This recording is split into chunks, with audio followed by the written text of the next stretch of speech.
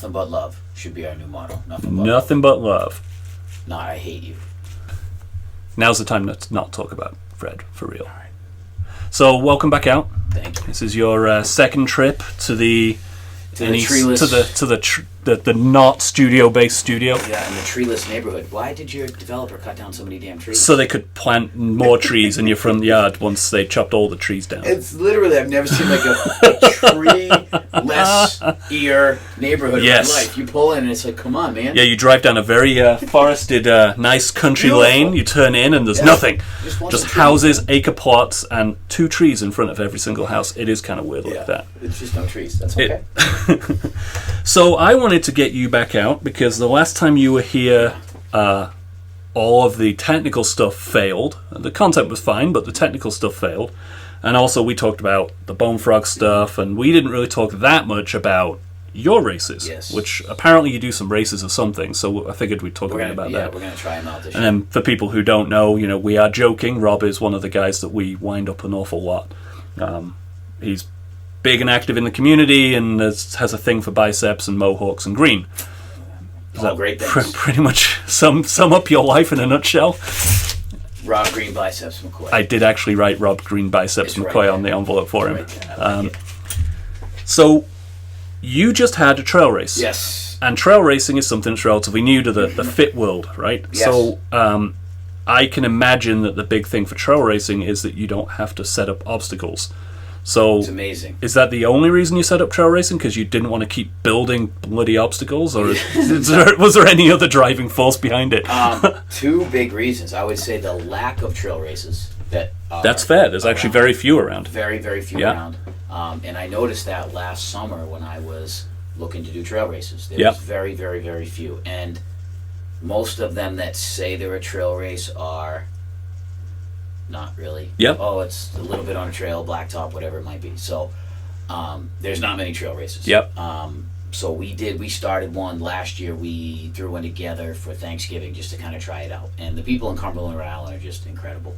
Park and Rec department is just awesome. And the Cumberland cross country team runs at that venue that we use, the Cumberland Monastery. Okay, yeah. So that's how, and the Park and Rec director is a former Hall of Fame in his college, in his high school. He's a former great runner. So he told me about the monastery. He says, hey, you should think about using the monastery. So I went over there, checked it out, found a great course, and put that together. And we did the Thanksgiving one, and it was awesome. We got a lot of great feedback from it. The fact that, again, there's a lack of trail races. Yeah. It was a great course. It's funny because road runners came and said, oh, that was the hardest course I've ever run. And OCR runners came and said, that was the easiest course I ever ran. Well, because I was at the last one you did, but I didn't run it. But is it mostly just fire trail? Is there a lot of off road? I would say that the first 3/4 of a mile or so are on that stone dust trail. Yep. And then it breaks off into some really good technical trails. Okay, all right. I didn't get that far in. I mean, there's, I think it's unfair to call it a hill. There's a couple. Considering that we're talking to an audience who typically run Killington or, It's 177 feet of elevation gain and 179 feet of loss, the whole course itself. So there's 2 climbs. They're very moderate, but they're technical. Yeah. They're rocky, and they kind of turn and twist. And then the downhills are really technical in some areas. And then it's some good trail. There's a beautiful, I call it the peninsula. It goes across a nice area. So there's some really good trail stuff out there. I would say about half of it is really good trail, then the other half is the stone dust type of stuff. But still trail. It's a good mix, and it's not running for a mile on the road. Yeah, you run maybe 20 feet across the cement to get to the finish. I saw that over unless until you're my field. daughter and she runs down the street and goes the wrong way. the only one. Everybody's yelling at her, and there she goes right down the road. So one person got lost, and it was your own. It was my kid. It was like one kid got lost at the kids race in November, and it was my nephew. one kid went the wrong way. That doesn't say very good things for the for the family there, Rob. Green Biceps, remember that. So lack of trail races, a great venue, accessibility, and it had great parking. Great parking. Tons of parking. I mean, the gazebo setup is awesome. There's power there. Yeah. We did kind of almost have bathrooms, but then we had to bring in port. Literally, I found out the Thursday before the race, I needed porta potties because the bathrooms weren't going to be open. Anyways, minor details. But race director problems. Yeah, right, exactly. So, do you have a bathroom company, a porta potty rental company on speed dial? I do now. List and Portables. Rick, thank you. I love you. So he's great, and he'll bring him now, and it's wonderful. So, kind of all that stuff, and then the Thanksgiving one was very stressful for me because I didn't know the course yet. We were just coming off the November race, so I didn't realize not how much was going to go into it, but it was a lot. This last one was awesome. Because when we were ready, and again, it's a Saturday afternoon setup. I leaf blew the course. Jess Wallen, love you. So I leaf blew the course, and then we set up, dropped the things off, but you pack up and you're out of there. But yeah, you bring down your inflatable finish line and fold up a few tables and go, right? At 2:00, it's pretty awesome. So I wanted to do something different and kind of add onto that. The Thanksgiving one was tremendous. We had 183 people for the Thanksgiving one. Yep. We had 280 for the Shamrock one. Yeah. For the St. Patty's Day one. So we increased by about 100 people, which is awesome. So less setup, less breakdown, fewer people. Yep. Easier course to manage. Is this something that you're going to be doing more of? Yeah. So you're talking about a trifecta, right? Yeah. Or a trifecta, 3-race series, however you want to term it. Correct. We're calling it the Trailfecta. The Trailfecta, okay. And we just got the medal design, so you can look on Facebook and see the Trailfecta medal design, and it's 3 races, but the medal has 4 pieces to it. So you'll get the 4th piece on the Christmas one. So Christmas present. Yeah. So we have the and I got the medals here. We've got and you can hold them up at this camera here. We have the Halloween one, which has our little pumpkin guy flexing. We have our Thanksgiving one, which is funny because on the box it says turtle, but it's a turkey. We get a turkey flexing. And then we have the Christmas one, which is a Christmas tree flexing. That's awesome. Now, so you'll get one of these for finishing, and then if you sign up for the Trailfecta, that's a separate register. Well, again, signing up for all 3, you'll get all 3. You'll get, in addition, the pie piece with a neck ribbon on it for each race. Yep. And the pie piece is really cool. Each one of them has their little guy going up a little bit more, and they're magnetized, and all 4 of them will go together. Okay. So it's 3, but it's a 4-piece medal. So the bling holes will be very happy because there's a lot of stuff. And do they display? Do they just clip together? They clip together. Okay. So I certainly haven't got to the... to doing the base... The coffee coasters. Yes, we're not doing the coffee coasters. Okay. I'm not going to sell those for $50. Again, and it was. We're still only $30 a race, which is kind of awesome. Yeah, that's awesome. That's a great price point as well. And that's the thing. I want to keep that cost low. I don't want it to be a big, huge thing. And I looked at a bunch of different designs. As much as I didn't want to rip off another design, there wasn't much I could do. My metal company is the same metal company that makes that other metal company's metal. Yep. So we looked at a bunch of different things and nothing fit together. Yeah. So this thing kind of... It was the way to go. Exactly. Okay. So, and we're going to allow also the Thanksgiving one, just talking to Beth upstairs, the Thanksgiving one's a tough one to make. So we're going to allow a virtual option for certainly that one and for another one. So if you register for the Trailfecta, you're going to get your Trailfecta medal. Even if you just run it all virtually and don't come to the races. Exactly. That's pretty neat. That's a cool... just an inclusive way to do it. Exactly. We'll send them to you. Yeah. So, we don't want to exclude anybody that's, I can make the Halloween one and the Christmas one, but I can't make the Thanksgiving one. Thanksgiving's tough. Yeah. Especially for people driving from a little bit of distance. So Bling Hawes, the Trailfecta is going to be where it's at for the regional area this year. We're doing $30 a race or $70 for all 3. Yeah. So $70 seems like a lot, but it's you're getting a lot of bling. You're getting a lot of bling. And we're also going to do a top 5 scoring. Okay. For male and female. Yeah. So you'll get cross-country style scoring. So basically what it is, your placement... I don't know what... If you finish first, it's 1 point.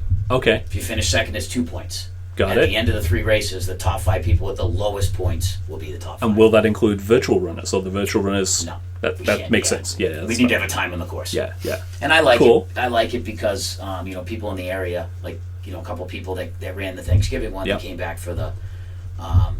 Patty's Day one. Yep. They liked his was the same course so they could see their progress. Got it. Did I get faster? Did I do this? So the next one is Thanksgiving? Next one is Halloween. Halloween. Then Christmas. Sunday, and they're all they're Sunday. Yeah. or except Wait, for Halloween and Christmas? Halloween, Thanksgiving, Christmas. So what was the St. Patty's one we just had? St. Patty's one was the first one that didn't. That's not the Trailfecta. Okay, The Trailfecta is now on. That was just got a it. fun one. Got to get it. dressed up in Okay, green all right. and run around. And is that going to be a schedule you look to keep every year? Is doing Yeah. 4 trail races and okay, that's I'd pretty like cool. to. I mean, the St. Patrick's Day one went really well. Yeah. Thank God we had no Scrubs, yeah. and we didn't have The floor's plastic. Yeah, whatever.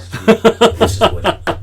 So there was no snow. Yeah. So that went really well. And then I'd like to. See, the OCR people would be all about the snow, but your average trail and road runner would no. And it was beautiful. I mean, I got a sunburn. Oh, it was that day. awesome that day. Yeah. It was beautiful. So I'd like to do that. I think there's enough over there to do a 10K. I'd like to do a 10K at some point over there. I'd love to do the Trailfecta, but include a 10K option. Yeah. So you do a 5K, 10K Trailfecta. I'd also like to do an actual 3-race series with a 5K, 10K half marathon. Half marathon's tough though to find. Yeah, there's a lot of difficulty, especially trail. Right. So that'll be a tough one to find. But again, I'd like to. Again with the obstacle course race came in, it was like I felt like there was a void. Yeah. A couple of years ago where we could do a local race and do a good job, and we hit that void. So I'm hoping that this is the same type of thing. Okay. So how does that tie over to the OCR scene? Because obviously you've got a race coming up, and we do. Yeah. Well, I mean, we still have the April race. Yep. Very excited about the April race. Numbers look really good. We are. You scheduled it at a terrible, terrible time. Awful, I know. Because I can't make, for me, well, it's only about me. I apologize for not scheduling it around your Disney trip. But I appreciate that. Yeah, we like that first weekend in April. Yeah. First or second weekend in April. Yeah. This year happens to be after Easter, so that's okay. Next year, I think it'll end up being before Easter. Looking at the way that things line up. But and that's back at the same venue at Diamond Hill in Rhode Island. Yep. So we had a great weekend last weekend building. We're I would say 85% built. Okay. Already. Yep. I mean, obviously some things can't go up till later on in the week, and that Fred guy still has some of my stuff. That stuff hasn't come back yet. Fred. But it's coming. I thought we weren't going to talk about Fred anymore. No, nothing but love, Phil. Nothing but love. So I'm still, but that's okay. We planned on that anyway. Yeah. So that stuff's coming back this week. So this week, another build weekend. But I mean, Scott Sweeney, who many people know, and Aaron Faber, my two main guys. Yeah. Scott has been obsessed with the course map. So I finally got him a good one this year with like legit things, and we started with obstacles, and he, with the things we've added, with the things we've done, we're at 40 on the dot. Holy. Right, yeah. So we're at 40.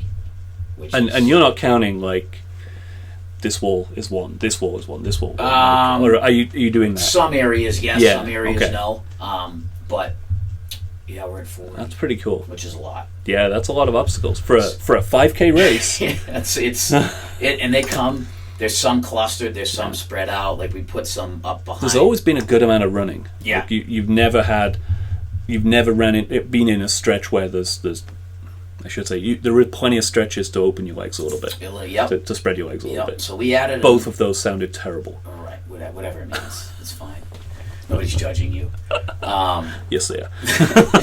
So we tweaked the course just a little bit. I actually took out a little section of running and added another part of the hill. Mm-hmm. So we're just over 1,000 feet of elevation gain, which is awesome. In a 5K with 40 obstacles. Which is awesome. I mean, it's not. Our winter in the fall was 45 and change. Yeah. Maybe high 45. I don't know. We got a really, really good guy coming from Pennsylvania. Okay. Will is in phenomenal shape. So, I mean, I don't know. I don't even know. Do you think they'll get quicker? I don't know if they can break 45. I don't know if anybody can break 45. It's just there's no real... I mean, we added the crawl back, so the crawl hill's back. That last time was running, so now you're on the ground. That slows you down. We added another hill. I don't know. I mean, my goal last time was nobody to break 40. Nobody broke 45. Yeah. It's so go on, make a prediction. What are they going to be? What can't they break? 45. 45. Yeah. That's the time to beat. 45's the time to beat. 45's the time to beat. Yeah, and if they fail the destroyer, they're done. There's no way. If they have to do the wreck bag hill again, there's no way. So, and that's the other thing. Ben is the guy from Pennsylvania coming. He's a phenomenal runner. Phenomenal, like beast, but it's like under 320 or something. Yeah. If I don't know if he's ever seen the Destroyer. So if he hasn't seen the Destroyer, and Will has seen the Destroyer, but has only seen it one time and failed it last year, so had to do the wreck bag hill again, and still almost ran everybody down. Yeah. But that's the thing, you add that little element to it. It's like the spear throw. Yeah. That's my spear throw. It's the randomness that a lot of people like. And it's different, and there's nothing else. I don't think there's anything else anybody will fail. No, I don't. I mean, all right. The rig, everybody was okay with last year, but the Destroyer is different. And we do that top block, but still, it's the whole coordination of it. And the good thing is... It's going to be a blast. And the good thing is it's not built. It won't be built till the Friday before, so nobody can practice on it. So even if they show up and run the course? Exactly. Pretty much everything else is built, but Larry won't be up till Friday. So Larry comes up Friday, so he'll build it Friday. So unless you sneak in Friday night, which God bless you if you do, it won't be built. But I've seen people trying to practice. So with a course that's getting more obstacles, more elevation change, I don't want to say more difficulty, because it's the one thing you've always nailed is that balance between a course has always been accessible, even to a beginner. Right. You also obviously focus heavily on multi-laps. Right. How many laps do you think is going to be the most laps that day? I think 6 is going to do it. You think 6? I think that there's 2 guys, Josh Fiore and Dennis Welch, that are both out of this world. And they've done 5 and 6 before, right? Josh has done 6. Okay. Now, Josh is this time going to compete in the Elite Wave and then do multi-laps. So the Elite Wave, there's a couple different things that are different. Just a couple little things that mandatory completion, and then the Destroyer, and then stuff like that where you can't use the lower blocks. Not saying that he can't do it. I certainly think that I know that he can. So he's competing in that wave, and if his goal is to podium in the Elite Wave and then win the multi-laps, which God, he can do it. Now, last race you had the multi-lappers go out an hour before the Elite. Correct. So he needs to make that hour up somewhere. No. This time, the reason why we did that last time is because we had to have everybody off course by a certain time to start breakdown because of daylight savings. This time, we don't have to worry about it. Got it. So this time, we're going to start the elites at 8. Yeah. Once the elites go and they're kind of up the hill, once the elites go, the multi-lappers will be in there with me. Yeah. And then I'll talk to them and then send them. So the multi-lappers will go by 8:10. Okay. And then when the multi-lappers go, we're going to start a countdown clock in the multi-lap area with a 5-hour countdown. Got it. And once that thing hits 0... So multi-laps is 5 hours time frame. Correct. And the Elite Wave, he has to run like hell, win the Elite Wave, just Josh, and then get back out and do 5 more laps. And that's... If there's anybody that can do it, it's him. All right. Yeah. Good luck to the guy. Absolutely. I love him. Good luck to the guy. So he wants to... And I applaud him. I'd say, where do you find these crazies? But I know exactly where you find these crazies. I mean, he did 6 last time. I did 5 last time was pushing. Yeah. So 6, I think it's going to be 6 and come down to time. Yeah. I think it'll be... And we're going to do... I haven't figured out if it's going to be your fastest lap or if it's going to be your overall time. It's probably just going to be your overall time. We'll add up all 5 of your laps. 6 of your laps. Combine them, and whoever's got the lowest one wins. Okay. I would say that's probably what we'll do. Okay. We'll probably do overall time. But so we've got 6. I don't know if 7's possible. Certainly 7 laps is possible. It's just in that time frame. That's tough. 5 hours. 5 hours. And you don't think they'll break 45 minutes per lap? Right. All right. Right. Good luck. Now, 5 hours to start your last lap. Okay. Not to finish it. So the start line closes at 1. So you have to be on the course. Yeah. We're 5 hours. Okay. So actually, you only need 4 hours and a little bit, or 4 laps and a little bit to get out for that 5th in 5 hours. To do 5, right? Okay. The people that did 5 last year, I think there was a couple of people that said they might have been able to start their 6, but they were like the thought of doing that. And the reason why the course is so great is because it's like. You still know it's only 3.2 miles. Yeah. But it's still 3.2 miles. Yeah. And it might only be 15 miles with 5 laps, but it's 200 obstacles. Yeah. And it's not that's a lot of stuff. That's a lot of climbing. That's 5 times over a Destroyer. It's 5 times a wreck bag carry. Yeah. It's 5 times the crawl up the hill. And you don't just have 30-pound rec bikes. You have, we got the big you've got dogs. some 70s in there. Yeah, we have a legitimate Herc-hoist this year. It's Okay, legit. yep. It's not in the woods. Well, I saw the remains of last year's Herc-hoist. Yeah, I saw him too. I cleaned him up. Yeah, That was a bad. I ran past it. It was just sitting there. Another race used that for a Herc-hoist. There was wood up in the trees, so I figured that we could add some wood and use that area. Yeah. And what it turned out to be was way more work. We could have just put it somewhere else. So we've got it right now almost in the park. Okay. It's not that tall, but it's going to be heavy. Yeah. It's going to be heavy. So that'll be different. Yeah. So what else is different? We added. We've got some things coming this weekend. Some more floating things. Floating things. So things that float. Obstacles that float. So we have the floating wall. Oh, already. Hanging. Okay. Yeah, suspended. I was thinking water. I was like, but there's no water on that course. No water. No, never. Rob hates water. I was like, but wait, there's no way to put floating obstacles. I was right. Think of my love of biceps and mohawks, and put that towards hatred of water. It's the same thing. I hate it. I think water is the stupidest thing ever to put in a course. Yeah. No, so we're gonna. So you're gonna have more hanging obstacles. Yeah. Because that wall is horrible. It is. And you do more of that. Yeah. Yeah, you ass. Yeah. That's Favre's idea. Then we added. Of course it was.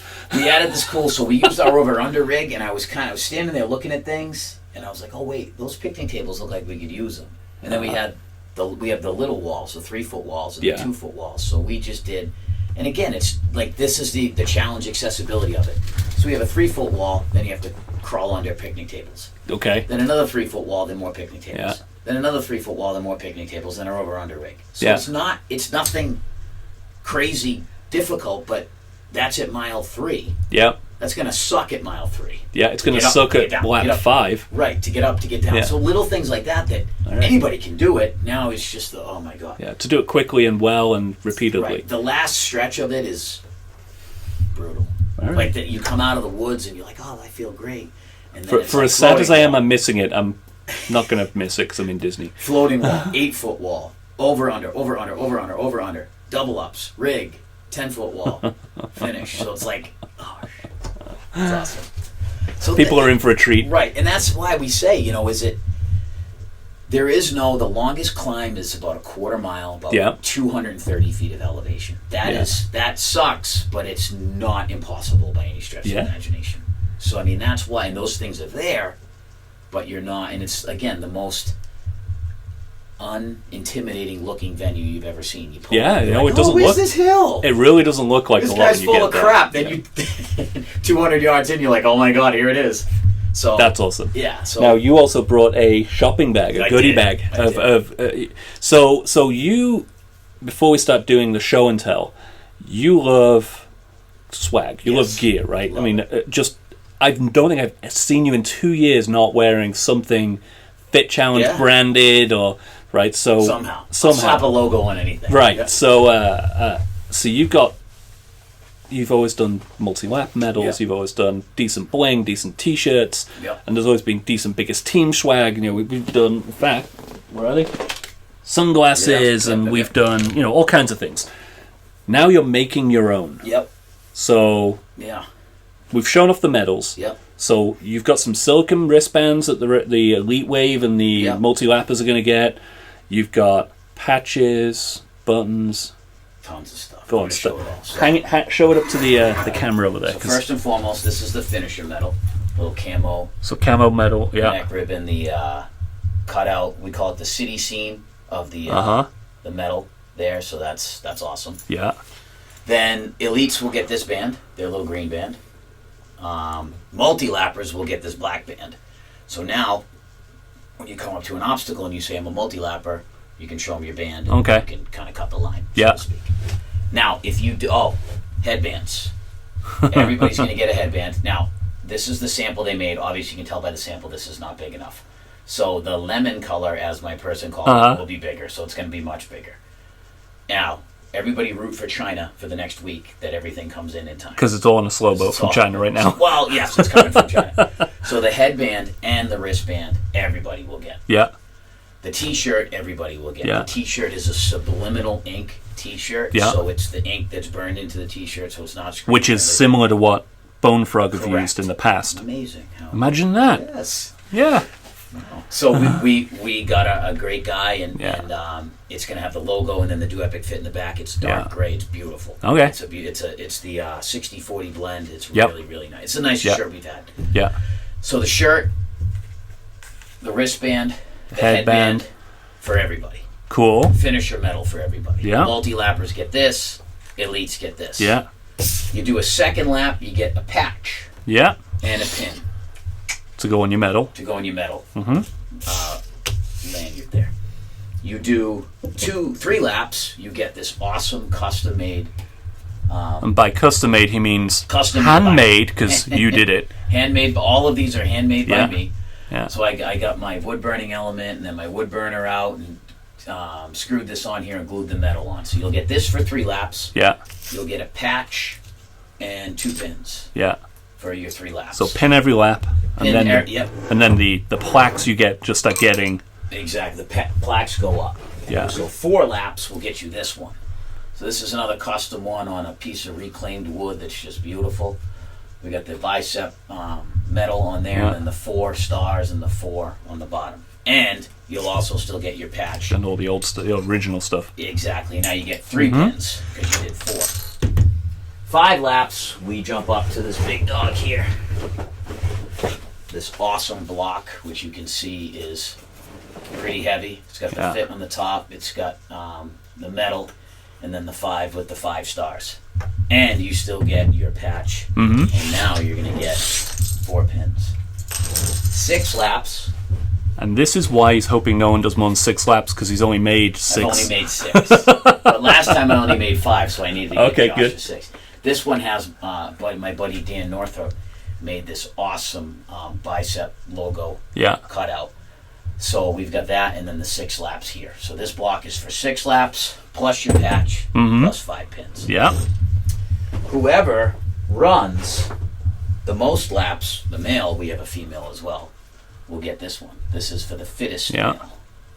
So that's most laps. The winner will get this, and I assume a 6 lap. Yeah.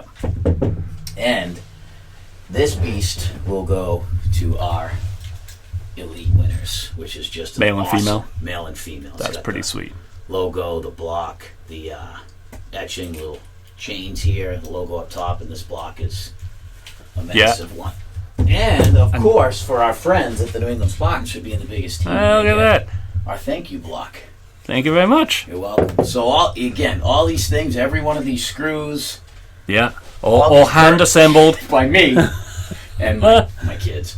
All hand assembled. And kids are in charge of the burning elements. Yes, exactly. Yeah, you're in charge of glue. Exactly. I glue and burn. So all the screws, everything done. So when I hand it to somebody, it's I'm proud of it. Yeah. I'm proud of them for what they did. So yeah, absolutely. And I said this earlier, right? It's people love the bling, people love the stuff, and this is just the fact that you're going to go out and hand make all this, right?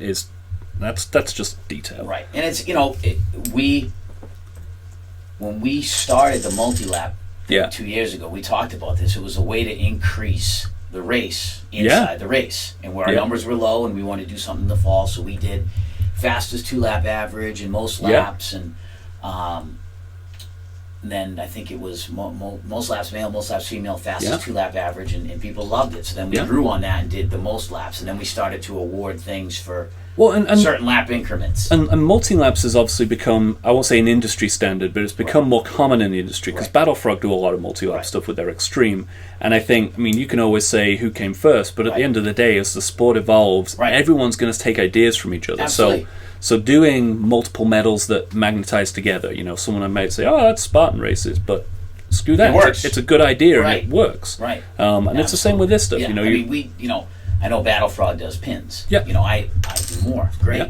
Yeah. And it's one thing to I don't need to tell anybody that we care about multi-laps. I think. Yeah, you clearly care about multi-laps because you're at home making this when your race isn't even on the horizon. Right. So we've got. I'm hoping we have enough. That's all. We ran out last time of the 3-lappers, but this time I've got extra. Yeah. I've got. We should have enough. If not, I'll make more. You just keep making them. Yeah, we had 50 people last year multi-lap. Yeah. So we had.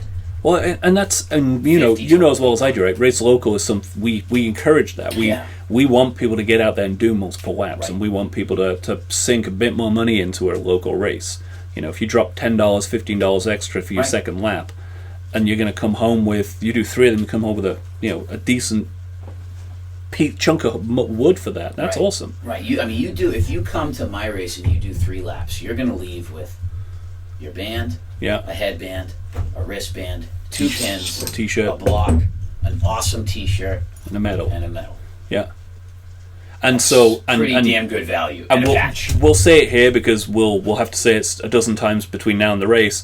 It's 1 medal. The 1 medal. Because you really don't need multiple medals with all the other stuff. And then you get the pins for your medal. Yeah. So this will identify, you got 2 pins, you did 3 laps because you get your medal. Your medal and the extra pins. And then a pin. And if you're only doing 2 laps, do 3. Right. Or a 2, you still get your patch and your pin. That's pretty cool. Yeah. So. But do 3. Because, you want that. That's awesome. Yeah, you can make it. Absolutely. We will not pull you from the course is easy. It's fine. It's just a 5K, right? It's like barely uphill at all. There's a little bit of climbing. My favorite thing is no sustained climbs. Shut up, Rob. Yeah, 1,000 feet. True. There's no long sustained climbs, though. No, there isn't. It's just up and down, up and down, up and down. It's just we use every ounce of that hill, and we try to use it and still maintain that 5. I could extend it. I could make it 4.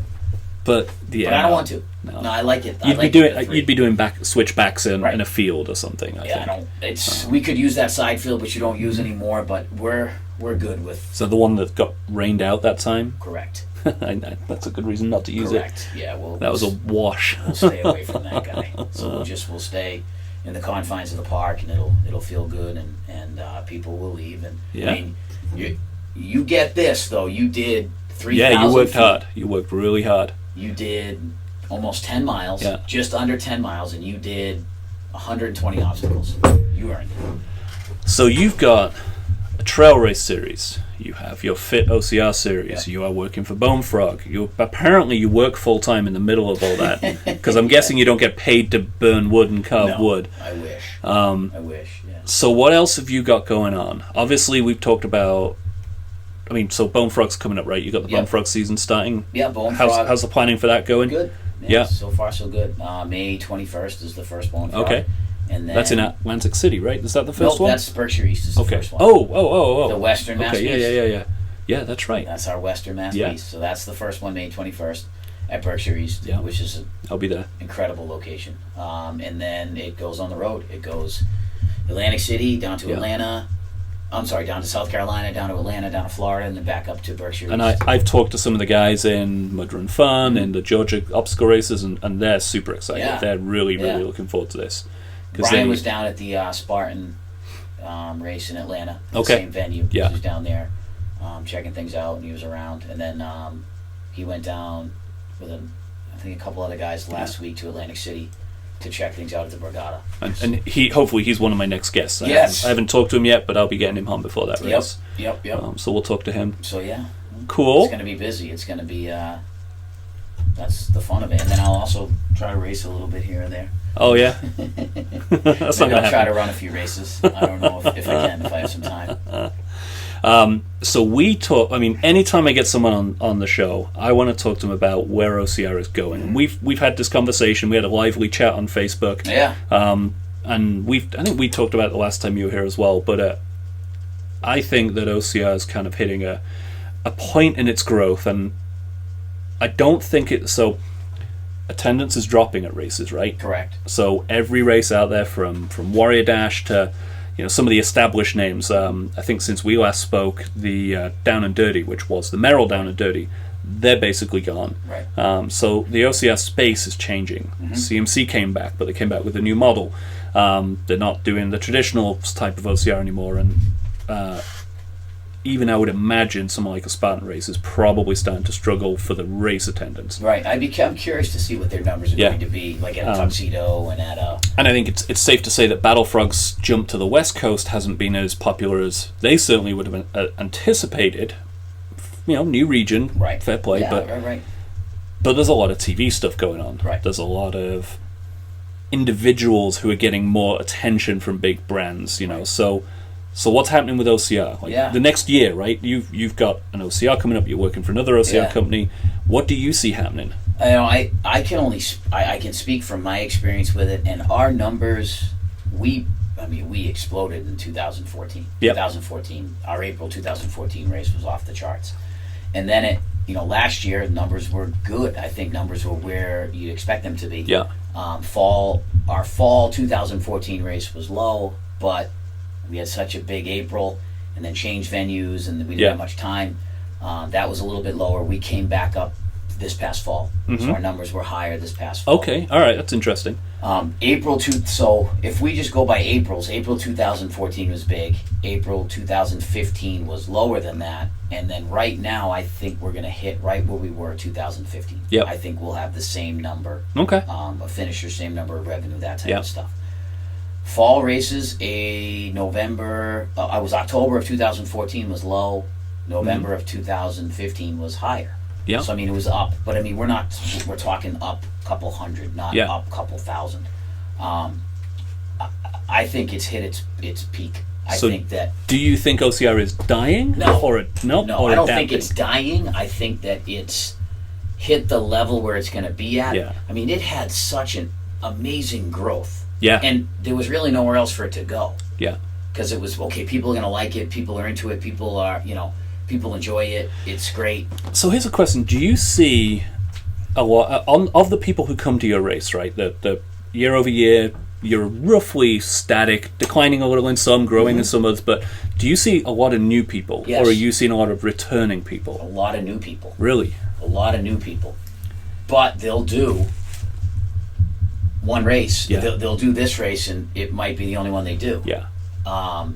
But then they'll tell somebody about it, and that person wants to do it. So I'll get new groups. Yeah. I'll get this group of people that's new this time versus, I've had colleges. I've had Providence College with a group. I've had Dean College with a group. I've had this gym with a group, this gym with a group. So this time I have an awesome new gym down in Fall River, Vitality. Yep. Got Jordan Thurston doing an unbelievable job down there. He's got a big group coming.